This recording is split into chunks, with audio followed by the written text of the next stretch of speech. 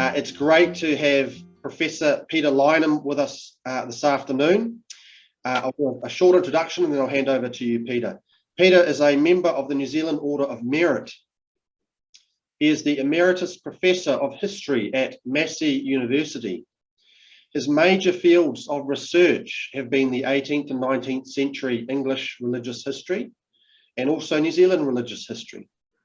He has authored many books, and I have read a couple of those great books, including one of them was Destiny, the Life and Times of a Self-Made Apostle, of course, about Bishop Brian Tamaki. That was published by Penguin in 2013.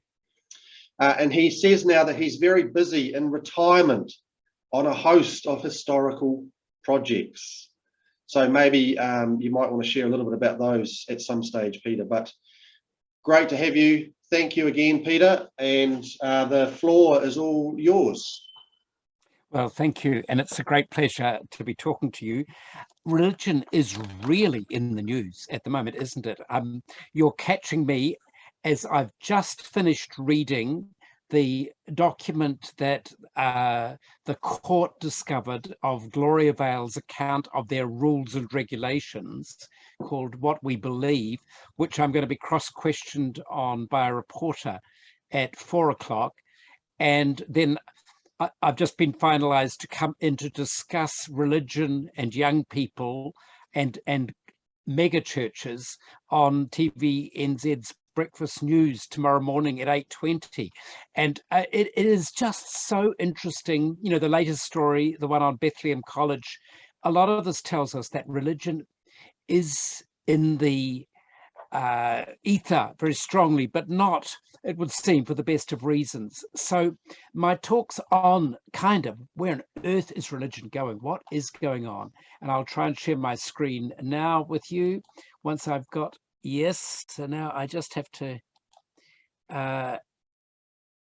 share the screen, choose the screen. I trust you now have it. Good. Okay. Yes, all working. Excellent. So what I am very struck by is comes partly out of an experience that I had in 2017, 2018, in my last couple of years at Massey University. Massey had a deal, well, the New Zealand universities have a deal with Beijing University, the best of the universities in China, which does a course in English on New Zealand, which anybody can take from any subject. And they're doing it mostly to improve their English. So I just had to do 2 lectures, but in each case I got a fortnight in Beijing to spend my time focusing actually on religious patterns in Beijing. And it was extremely interesting. You know, China has a long history of religious repression, and yet there's been a huge, huge boom in various religious options in recent years. In February 2018, a new decree was passed which significantly restricts religion, and that was apparent in the distance between what was allowed in 2017, what was allowed in 2018. And since then, it's become even tighter. In restricting crosses on churches, requiring all churches and other religions to provide teaching from the president of China, very, very severe restrictions on the Uyghur Muslim group. And of course, there have already been restrictions on Falun Gong. And also a fascinating revival in Chinese Buddhism.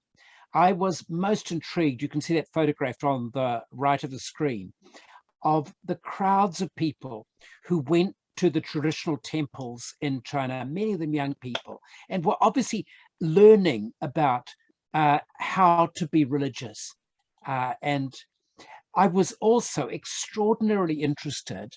This is a photograph I took on the church nearest to Beijing University. I found it very difficult to find, but once I'd found it, there was no question about what I'd found, because this enormous cross in the center of the church, probably taken down by now, and then the enormous queues to get into the church. This is their third service of the morning. I gave up and went to the fourth service of the morning in order to attend the Haidian church in Beijing. Most churches, including this church, had been completely shut down during the Cultural Revolution, and only the ones affiliated to either the Protestant Three Self movement or the Catholic Patriotic Association were allowed legally to exist. Though there were until recently an enormous lot of so-called house churches that were unregistered churches, and the government's done quite drastic things to chop them down. All churches work under really strict regulations. They're not allowed to hold Sunday schools. They're not allowed to preach out of doors, although the service, I might say, was being broadcast and the loudspeakers booming over the whole area. Not that I can understand much of that. And they're not allowed to go online these days. And yet the crowds are attending, and it's been suggested that maybe plus 50 million plus Chinese are involved in Christianity. That would make 5% of the population. And there's been a similar enormous growth in Chinese Buddhism and Chinese Islam. Whereas what do we see in New Zealand? I mean, almost the exact opposite. That figure that's going up, the only one going up, is the no religion in New Zealand. Every single other tradition is either essentially stable. Well, really, you could only say that for Catholics, and even there is slight decline.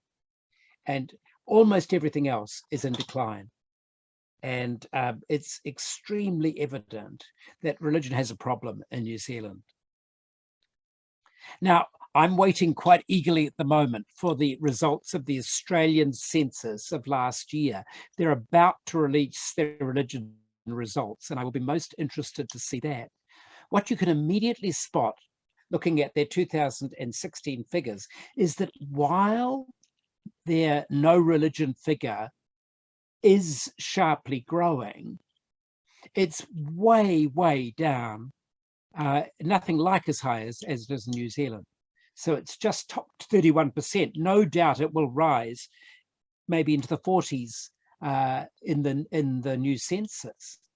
But you can see that the Catholic Church continues to hold above 20% of the population, and that even Anglicans in decline are sitting at about 13%. And there's a very significant growth of other religions to about 8% of the population.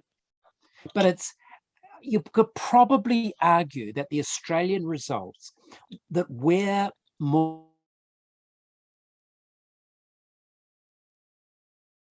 New Zealand direction.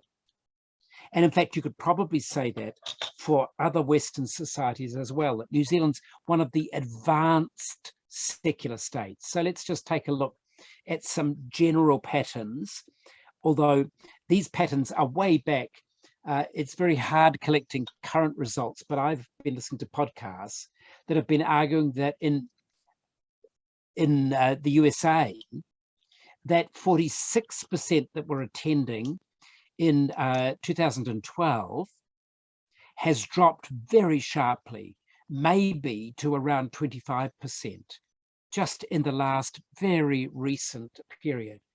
In the West as a whole, notice that the highly religious countries that remain are, well, the Islamic states, Serbia, Turkey, Ireland, and Poland, and Portugal. That most other states, religion is on the decline or below 50% in the adherence rates. And again, those figures, that's 2010, are likely to have changed since then. But if you look at the total pattern of global society, actually it's very different. These are figures from the West, or the Europeanized societies. If you look at the patterns of Islam and Christianity, look on the pattern on the right of the projections of the trends of Christians and Muslims, and you can see the enormous growth of Islam, predicted by 2050 to be at 2.76 billion people. Christians too, very significant growth to 2.92 billion people, but clearly with Islam catching up.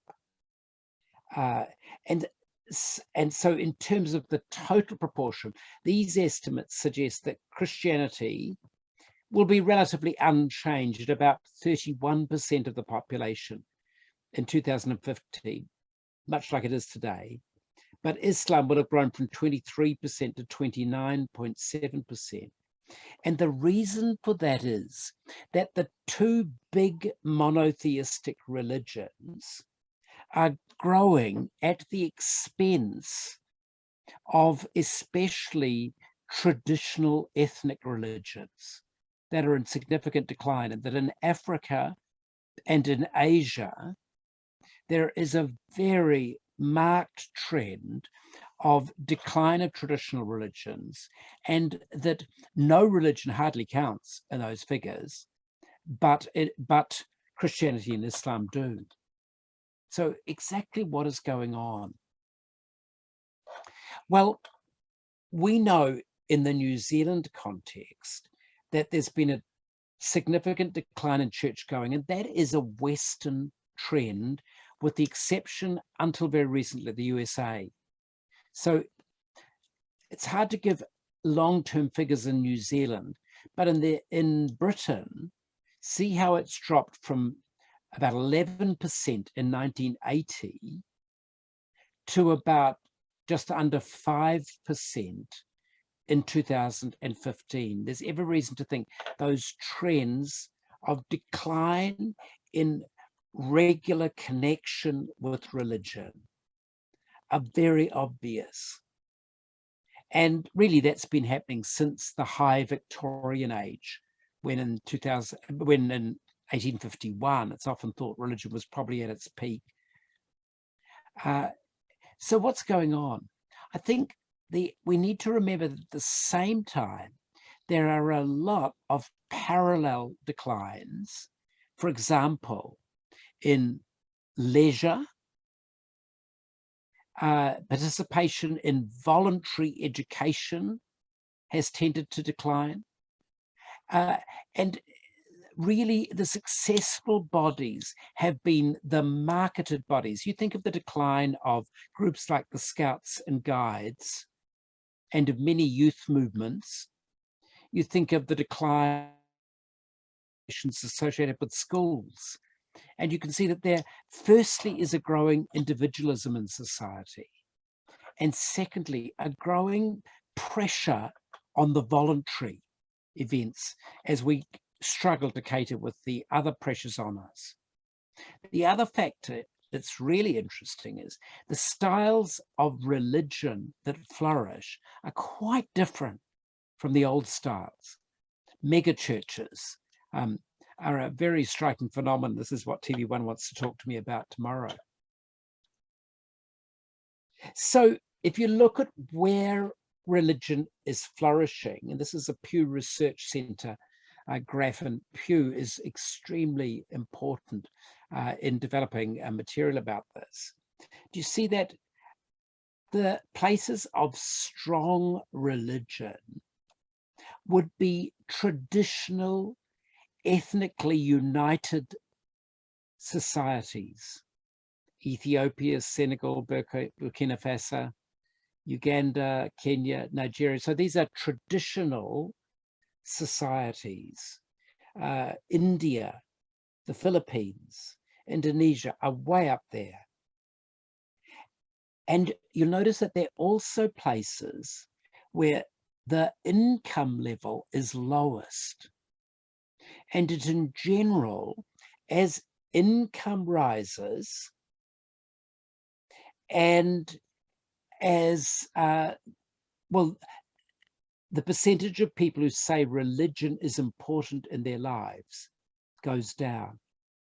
The exceptions are quite interesting. Malaysia stands out as an exception to this pattern, a relatively wealthy society, but still intensely religious. The USA has historically stood out.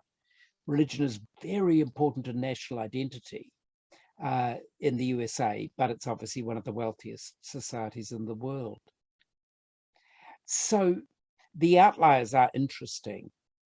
And Islamic societies where religion and state are very closely integrated seem to have much more success than in Western societies where religion is on its own, not supported by the state, and where there's religious competition.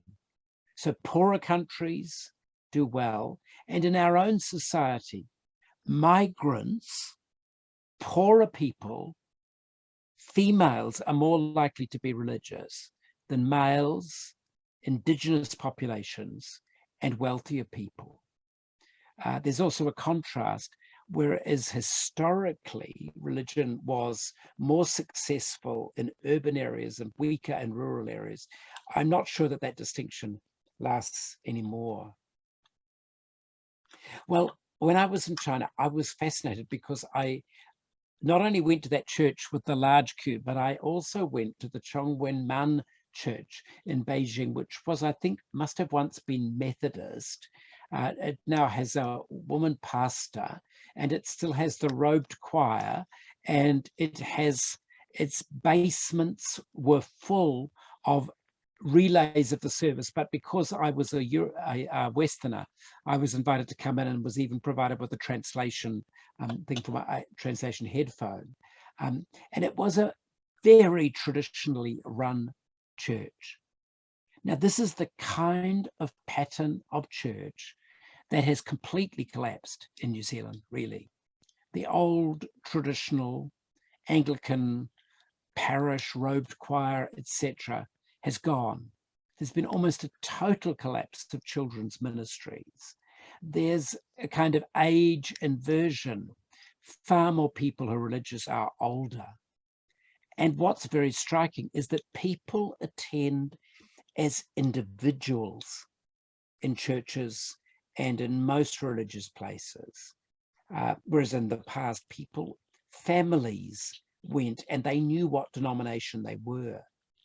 Successful churches today are marketing successes. Once upon a time, they weren't.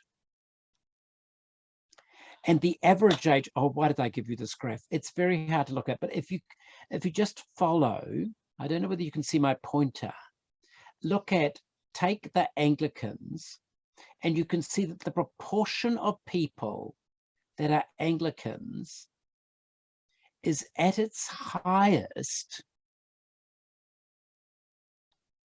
for the people who are over the age of, the highest number of people who are Anglicans are aged 60 to 64. This is of total Anglicans, not a proportion of the population, but the proportion of Anglicans in this group. Whereas the proportion of Catholics, so that's the muddy color, is high in the 10 to 14 age group, highest, that is the highest, but the 50 to 54 is also equal, and they have quite a tail. Whereas take the Pentecostal, and they have this huge number of people, of children who are attending, which are presumably brought by their parents, who are doubtless aged 20 to 24, and 25 to 29, or 30 to 34.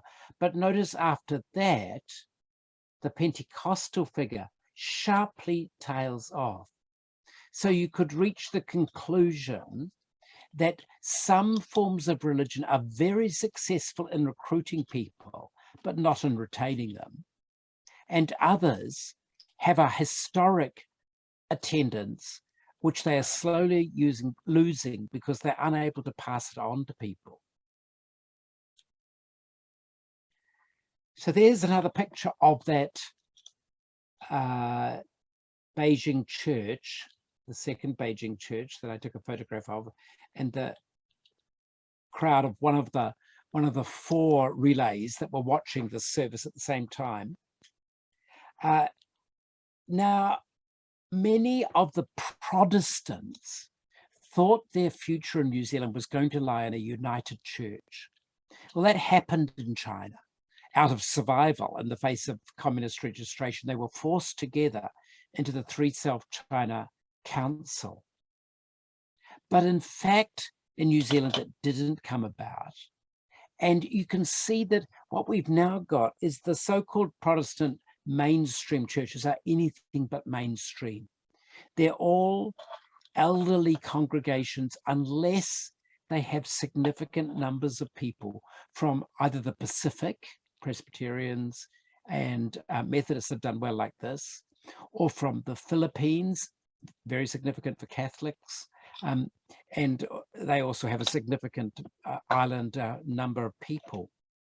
And so there's been a real realignment that I almost think a theory might be that former people who are kind of Pentecostal up to a certain point of their life then move on to a quieter service when they get older.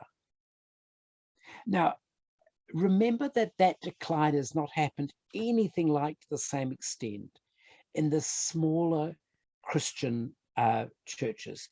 The percent of Catholics here, notice it is in decline, but it's relatively strong because they've done very well recruiting migrants, although that was a big drop in 2018.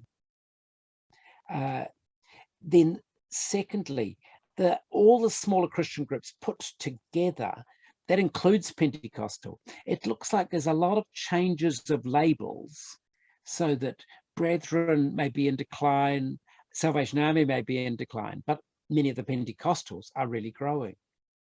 And the other thing that's happened, of course, with new migrants is many of them are from Hinduism, from Buddhism, or from Islam. And those have become a significant part of our population, although still only 6.5% to 7% in total. So I wonder what the future is going to hold. I'd say the future for Catholics is particularly intriguing because there are more and more people who say we wish Catholicism hadn't changed so much in the 1960s with the Second Vatican Council, and there are strong conservative pressures. But the great advantage that the Catholic Church has got is that there is some consistency from country to country. There's, if you like, brand recognition. In the Chinese case, the state regards the International Catholic Church as very dubious. In the West, the biggest problem Catholicism has is bad publicity, priestly misbehavior. And you see, in the face of that, the Catholic Church is going to have to be very, very careful to remain steady and consistent if it doesn't want to have the same pressures that Protestantism has had crowding in upon them. I mean, I would argue that a lot of ordinary traditional Catholics have just stopped attending in New Zealand, but their places have been taken by those from other countries.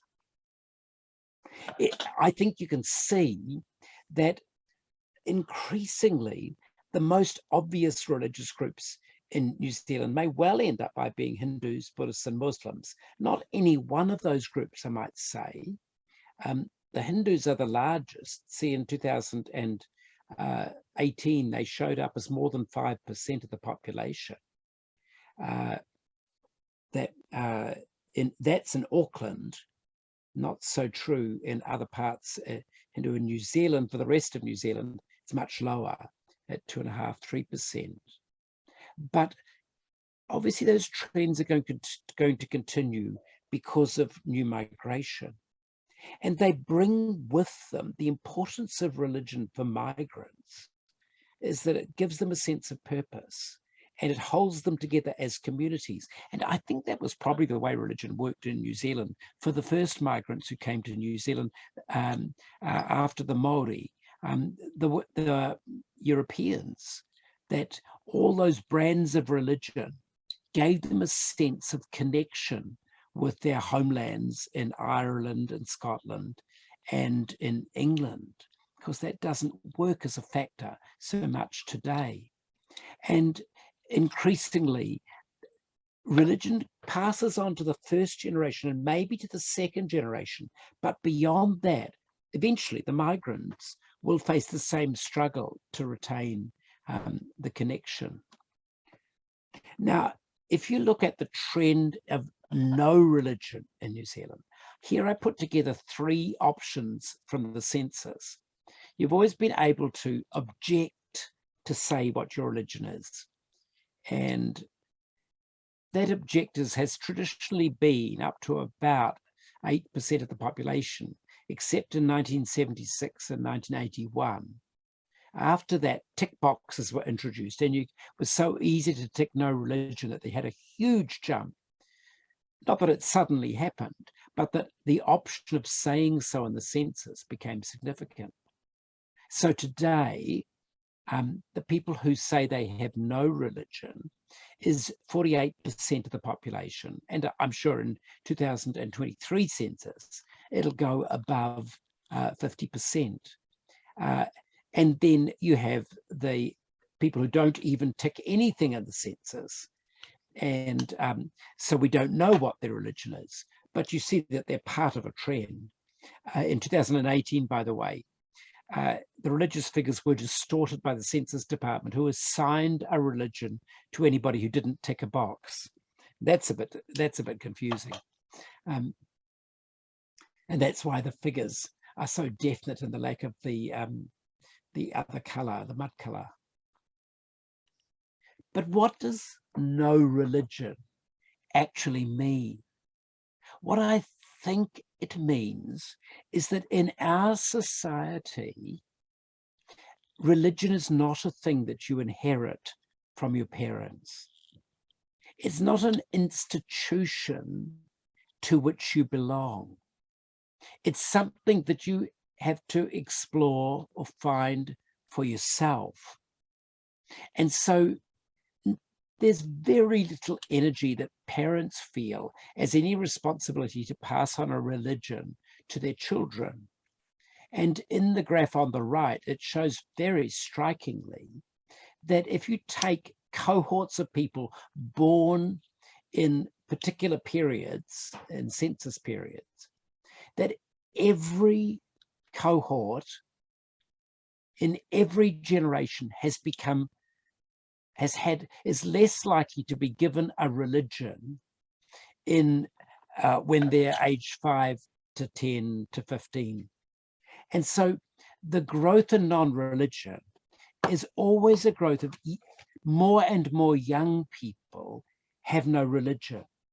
Doesn't mean to say they will end with no religion, but it probably means this, that many will continue to regard religion or perhaps spirituality as the quest in which they'll reach all their own conclusions about which way religion will go. And as long as we continue to have a Western privatized society, I think that's what religion will look like. I was highly amused by, I was given an English translation of the Chinese hymn book in that service, which turned out to be Grandparents' Day, I think it was, or Old People's Day.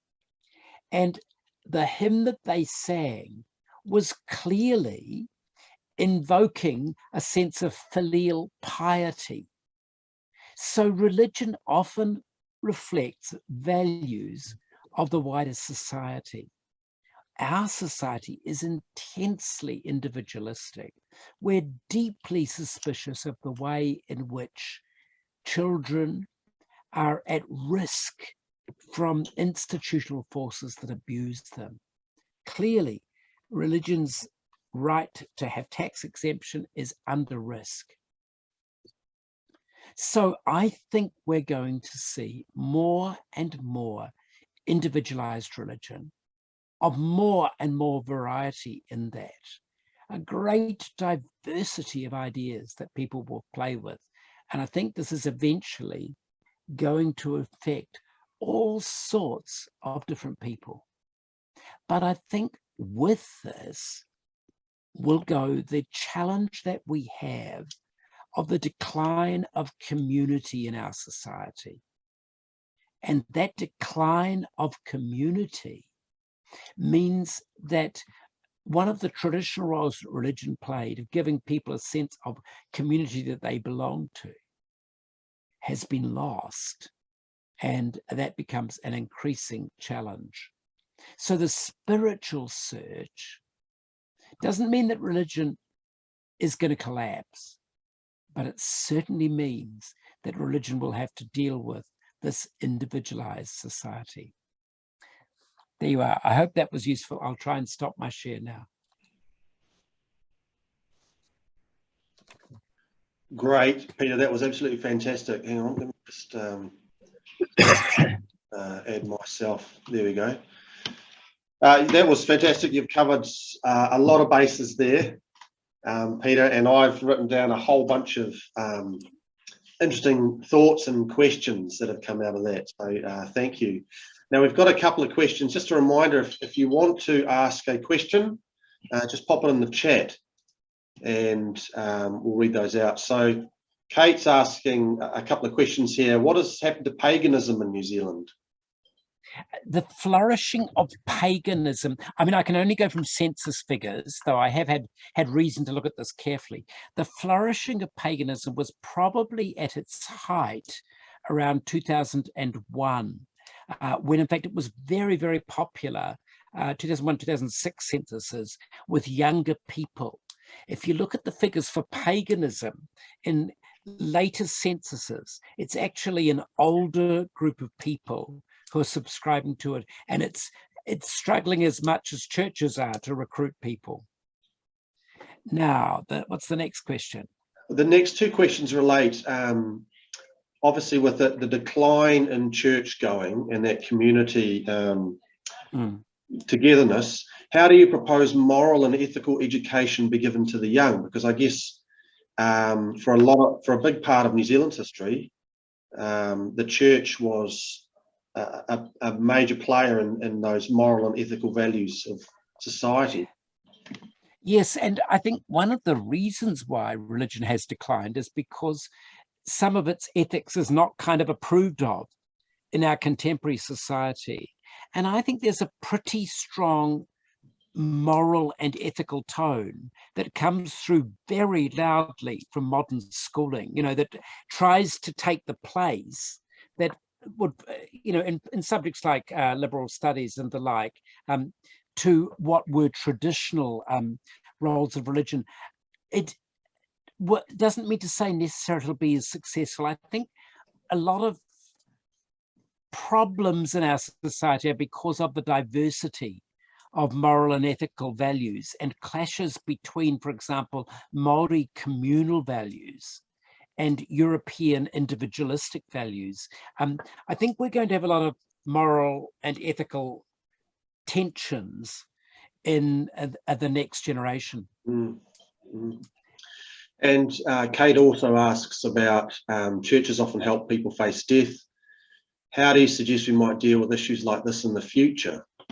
Oh, but I think we are already seeing dramatic signs of the changes of attitude around this, and the recently passed legislation on assisted dying tells us that many people want to take death to have the freedom to take death into their own hands and to control their future, and that increasingly the secular funeral is the norm today. Indeed, I chatted to a Catholic priest the other day who said to me, I no longer assume that people who say they want me to bury them, even if they call themselves Catholic, that they will want to have the traditional Catholic Requiem Mass. And very often I find all they want is, say a prayer, Father, he said. That's all they want, is just one prayer, and everything else, they're just like memories of the person. I think increasingly people, well, death has become semi-unmentionable, of course, and we want death to be easy, but we don't. The broader pattern is that we pass, we avoid death until we have to face it. Mm. Now, next question about the megachurches. Well, of course, money is really important to the megachurches because they've got huge buildings, and most of those are held on mortgage. So they're facing massive, massive overheads because they're putting on pretty sophisticated and very attractive, if you like that style of music, fantastically attractive forms of religious service. You know, don't put the mega churches down. They are very sophisticated in their operation, even if they do exploit people in order to get there. Money is important because they can only do what they want to do with money. More important than religion? Well, I mean, that's probably a value judgment. For some, obviously, it's very important. They would, of course, all firmly deny it, that was their central concern. Mm. Anne's asking about lockdown. Church services were televised. Is there any evidence, anecdotal or otherwise, that numbers watching were higher than usual church attendance outside lockdown? Yes, I can give you fairly precise answers on that because I know something about the audiences that Shine TV has had for its services from many churches in their programming on Sunday morning through into the mid-afternoon. And from the Anglican Church, I'm responsible for the Anglican Diocese of Auckland's presentation, and we asked them to record the numbers watching online services. What these show is that during the lockdowns, roughly 2/3 of the people who would attend church in person were watching church services on a regular basis. Now, what has happened since then is that one group of people, generally older, have switched to online attendance, and that the churches have significantly lost a proportion of regular attendees from being there. But that doesn't mean to say they've disconnected. The group of people who probably did drop out of church were probably families during that period, because it's mighty hard to get a family to watch an online service. But if you like, it played very strongly to the individualization of religiosity. And so I'd say that overall they weren't higher, but in the very early stages of lockdown, they certainly held their own, but they lost it after a period. Okay. Dave says, do you see the demise of traditional churches? I see them having to make some changes, and I would say what's going to happen is that, for example, the number of Anglican churches or Methodist churches or Presbyterian churches in any one town is going to have to very significantly reduce.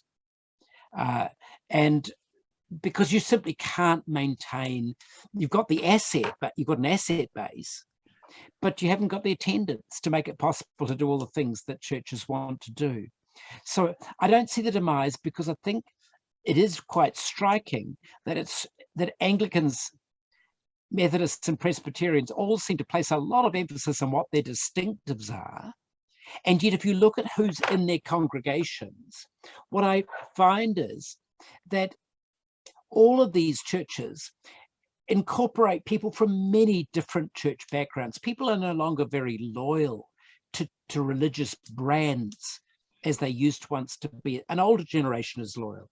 A younger generation goes because something suits the family, and that's what makes them attend. Now, I'd say there'd be less traditional churches, and they'll probably adapt in some ways, but I don't think they'll go. Can they maintain tax-free status? Well, there's a big debate on at the moment. I think that there'll probably be some qualifications around the way in which tax-free status works in the future, especially for churches with business operations, like the Seventh Adventist Sanitarium and the like. I think those are under the most significant scrutiny. The others that are under scrutiny, I think the problem is if you rule it out for one type of religion, you'd have to rule it out for all types of religion. And the simple fact is that, say, many types of church simply could not continue if their donors were not able to get some reward for their giving. And that could be very severe for people in Pacifica churches, for example, where churches are really important for their communities. Mm-hmm. I've got a couple of questions here, Peter, for you. Thinking about no religion, it was really interesting to see that Australian graph. I didn't realise that the no religion group was far less than it is in New Zealand. Does no religion necessarily mean don't believe in God? No, it doesn't. There's been some surveys done. There was a survey by the Wilberforce Foundation on a possibly dodgy statistical basis, but it seems to show that no religion means I don't belong to any specific religion. But generally, half of those people don't believe in God, and half of them do believe in some type of religiosity, but don't wish to affiliate to a brand of religion. Okay. Lastly, there's no more questions in the chat, so I'll just finish up. It's more of an observation. I think one of the saddest things is that you talk about the decline in community participation, which we are seeing everywhere. Is that just a Western thing? And if so, is that an impact of post-modernity? Yes and yes. So it is a striking Western phenomenon, and you can see Māori communities strongly reasserting the authority of the community over Western choices. I mean, take the recent dispute over where the person was buried. And I mean, at heart, that is saying the community makes the decisions, you don't. And the community is a strong, strong force. Now, Māori communities are struggling with this. They all feel the pressures of many individualized Māori. But if you take traditional societies, India, for example, it's a much, much stronger sense of the power of the community, which includes coercive power. I think that in our society, the dominance of individualism is not easily going to shift. We're in such a highly commercialized society that works on the assumption of individual choice. The only thing one might ask is such a society in fact exposing its inherent weakness with its lack of community? And there is some risk that we will be destroyed by the same forces that we so appreciate of having individual choice. And I think that's going to be a real challenge over the next 30, 40 years. Okay, well, that's a significant thought, Peter, and that's close to our heart here at Age Concern, because we're all about trying to build community and bring people together. So really fascinating insight there, and thank you so much for your presentation. I'm just going to hand over to our social connection. We're talking about community dying away, and I'm going to hand you over to our social connection coordinator, whose job it is to create community, Kirsten, who's just going to say a few words. Kirsten, I'll just pin you. Hang on a second. Give me a moment. Spotlight. Spotlight me. There we go. Kirsten. Awesome. Well, thanks so much, Professor LIneham. That was a pretty amazing talk about religion in the world. Stephen stole my thunder, talking about a sense of community that that may be being lost due to the reduction in religious engagement in New Zealand. But yeah, like he said, we're here to support our older people, especially to get together and have sense of community. Yeah, I like to think of church perhaps as not a club, but as a a community environment where people care about the members' health and well-being and so on and so forth. So hopefully at Age Concern we can pick up some of the slack. But yeah, but thanks so much for your time, and I hope your next two interviews with the television stations go well. Yeah, I was excited to hear that you were coming on to talk. You're kind of the go-to person, I guess, amongst New Zealanders to find out what's going on in the religious world. So yeah, thank you very much. It's been a pleasure.